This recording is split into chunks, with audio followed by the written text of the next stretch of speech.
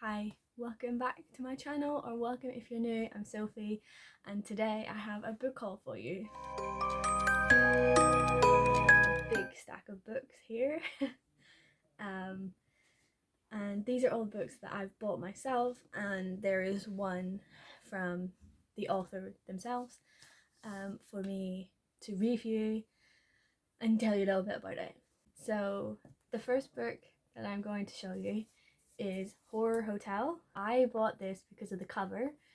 That's literally the main reason I bought this, because it is gorgeous. Oh, so good.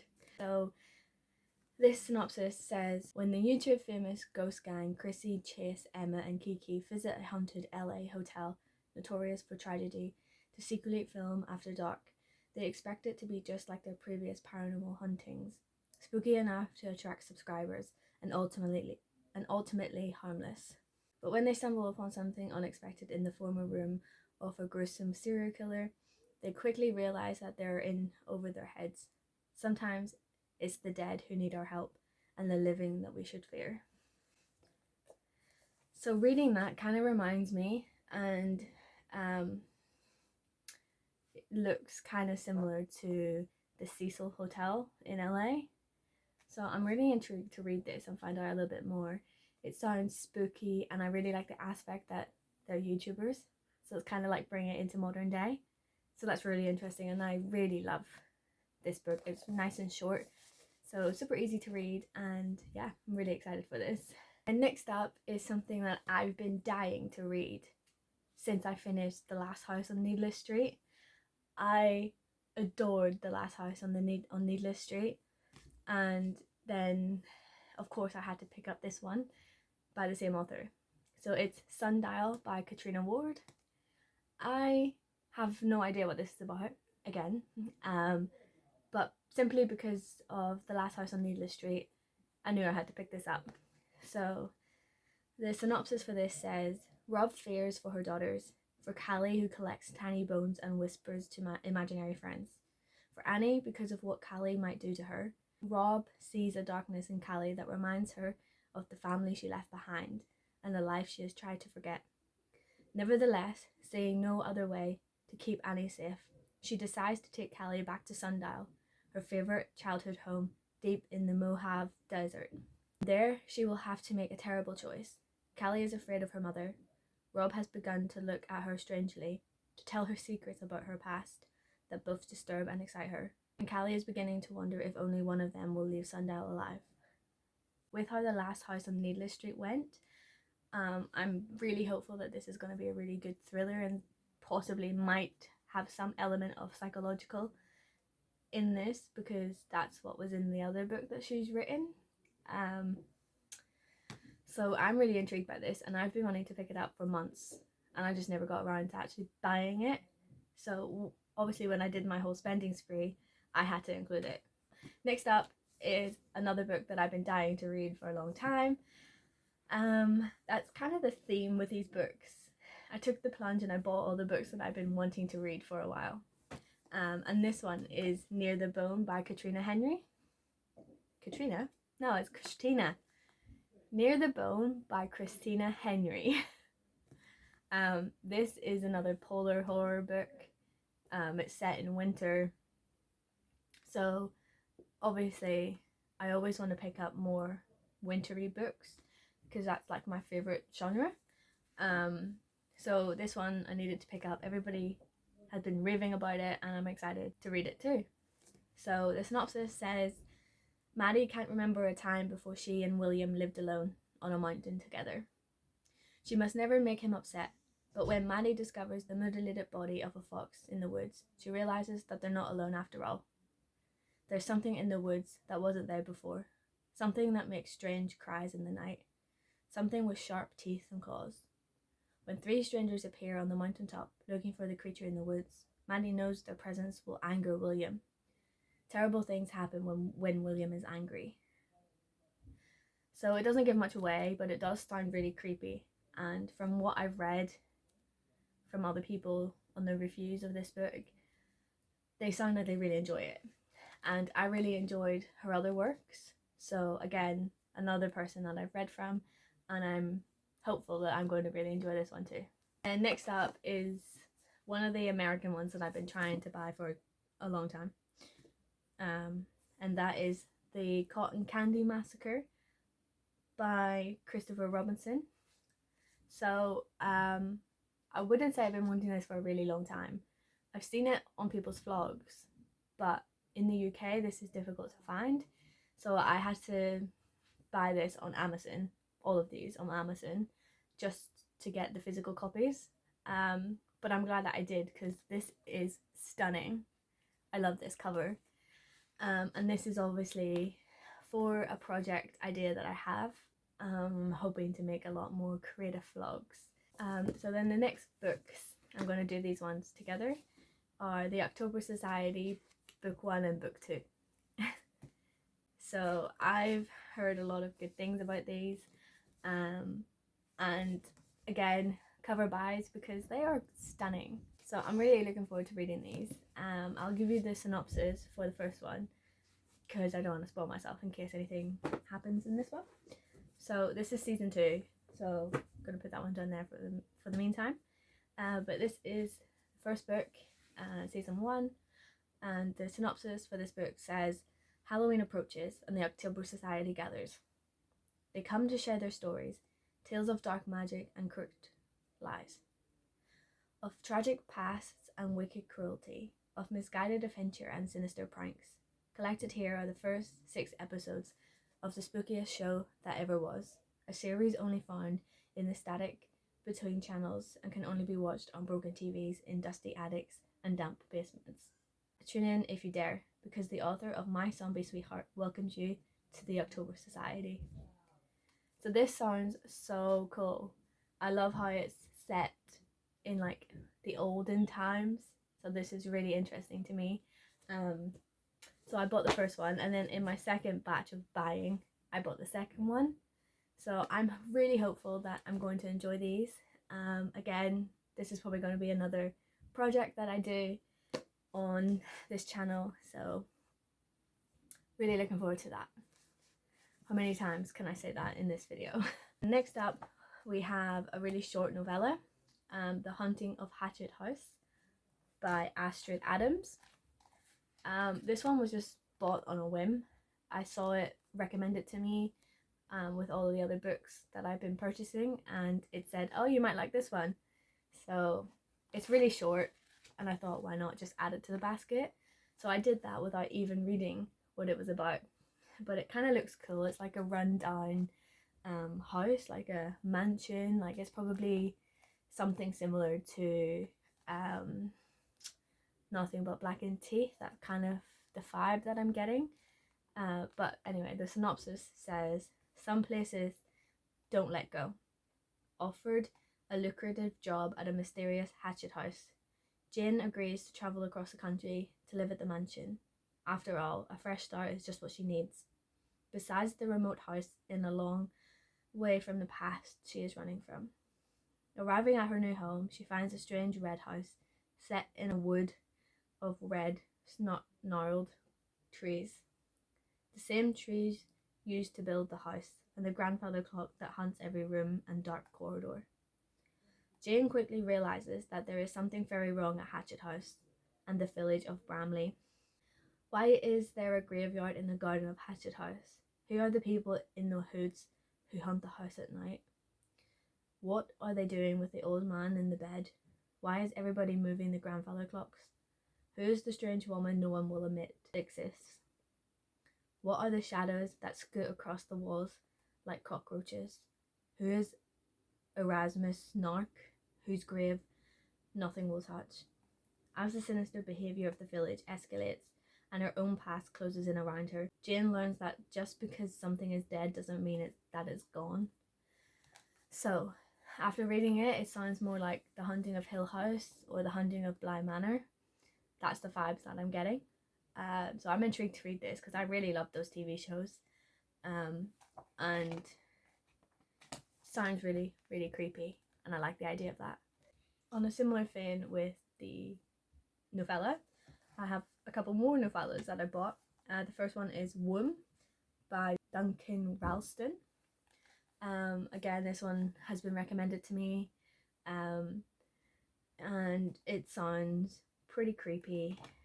It's like a haunted motel, so it sounds really, really good.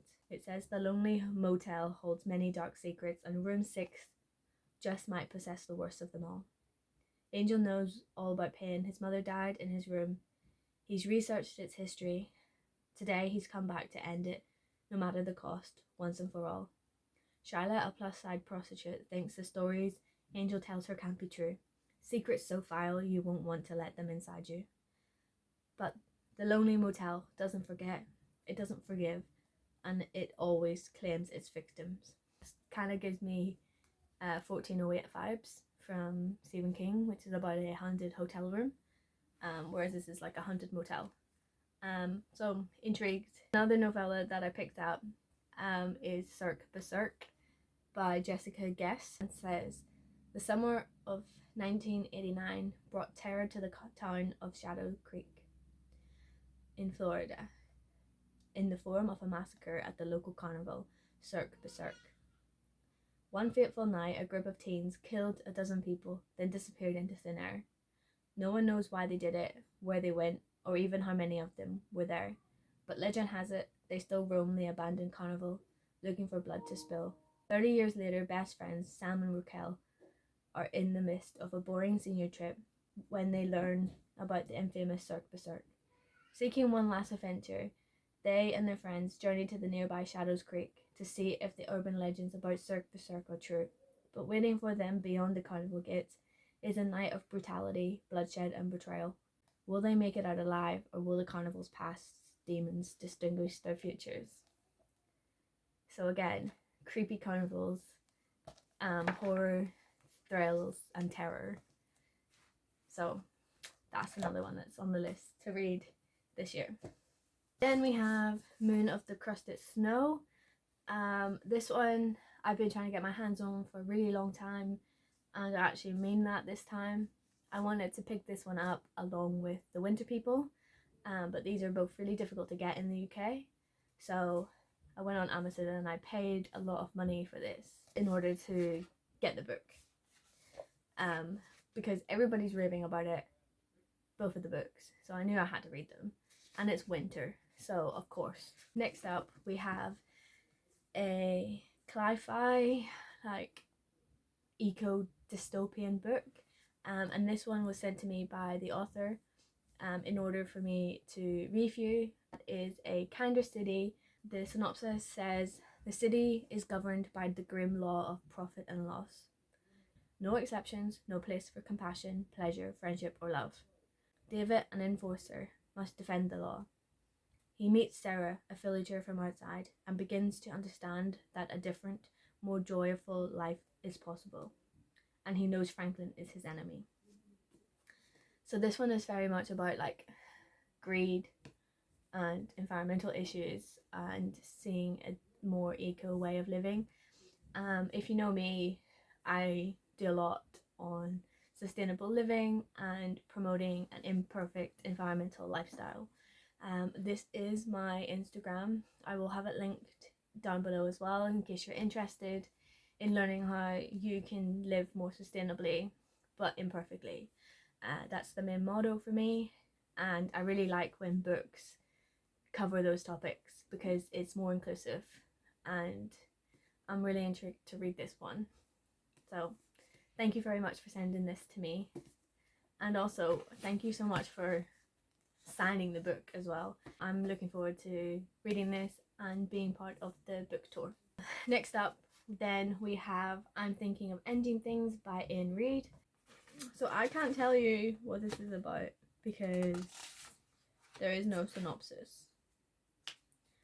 I don't like when books do that. That's really not cool. So this book was published in 2016, so it's pretty old, which makes me think that it might already be out on Netflix. But I can't tell you anything because it's just people's thoughts. So yeah, this one is another new one that I picked up because it was like snowy, and I was really hoping that it might have a lot of wintry settings and be creepy. So I'll let you know what I think about it whenever I get around to reading it. And it's Anya Alborn, The Bird Eater. Well, no, it's The Bird Eater by Anya Alborn. I read a couple of her works over the last 2 years, and I haven't read any of her work physically. I've always listened to them on audio, so I'm intrigued to read this one physically.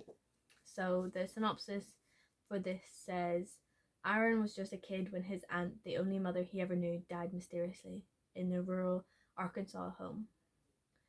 Thrust into foster care, he left Arkansas with the promise to never return. But 20 years later, the death of his young son drives Aaron home again, in the last-ditch effort to get sober and salvage a marriage that's falling apart. But something far more powerful than memory and grief lurks in the dusty corners of Holbrook House. Something dark, something sinister. Soon after his arrival, Aaron realizes there is no peace to be found in the place the townfolk call the Devil's Den. Someone is leaving dead birds piled inside the house, and Aaron is tormented by a strange boy that refuses to leave him alone. Plagued by nightmares and violent daydreams, he fears the worst. Are grief and addiction driving him mad? Or has the evil forces that destroyed his family finally spied its chance to claim his soul? So I'm intrigued to read this. It sounds so creepy and really disturbing, and if it's like her other works, it's going to be really atmospheric. So again, picked it up, and I actually can't wait to read this one physically. The last book on this list is Gone to See the Riverman by Christopher Triana. This is another short novella. I believe that this is extreme horror, which has me intrigued. So it says, these people will give anything for the idols they worship, be they rock stars, actors or authors, or even serial killers. Laurie's obsession is with Edmund Cox, who was convicted of butchering more than 20 women. She will do anything to get close to him, so when he gives her a task, she accepts. She has no idea of the horror that awaits her. Edmund says that she must go to his cabin in the woods and retrieve a key to deliver to a mysterious figure known as the Riverman. She brings along her sister, and the trip becomes a surreal nightmare, one that digs up Laurie's personal demons, the one she feels bonds her to Edmund. Soon she will learn the Riverman is not quite fact or folklore, and definitely not human, at least not anymore. So, sounds dark, creepy, and mysterious. And it's such a short book. I'm intrigued to read darker aspects of horror books and seeing if it's something that Oh, the spine's ruined. God. I thought that would happen. There's a chip in it. That's annoying. But yeah, Gone to See the Riverman is the last book on this list. So those are all the books that I've recently bought or have been given to me. To be fair, it's only one that was given to me. But yeah, those are all the books that I have to show you today. Thank you so much for watching.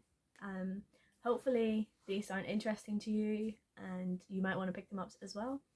Do let me know in the comments which of these books you've read and really enjoyed. I'd really like to know your thoughts and opinions on them before I get around to it. And I will see you again soon. Bye!